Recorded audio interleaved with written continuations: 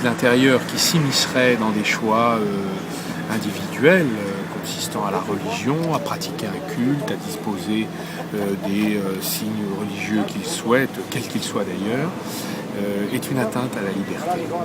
Et donc ce ministre de l'Intérieur, je crois, vient de commettre là un nouveau dérapage. Car il doit faire respecter la loi et non pas inciter finalement ses agents à l'enfreindre. Politiquement, cette déclaration peut avoir des conséquences insoupçonnables.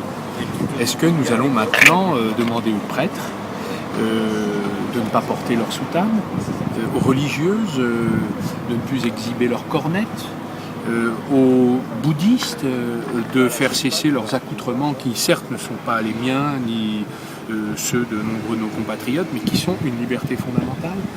Donc je crois que nous avons un pouvoir qui a perdu la tête et qui ne sait plus ce qu'il doit faire pour se maintenir au pouvoir. Je le regrette parce que la France est un grand pays et mérite d'être dirigée par des gens qui auraient une autre stature.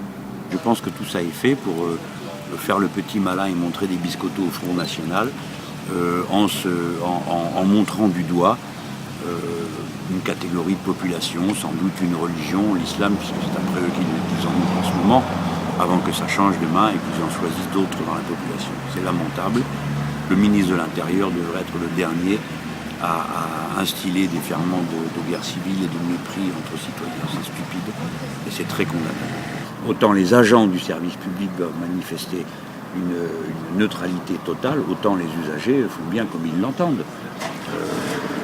Dire le contraire est absolument impraticable sur le plan légal et constitutionnel. Donc il fait du bruit avec sa bouche, et c'est tout.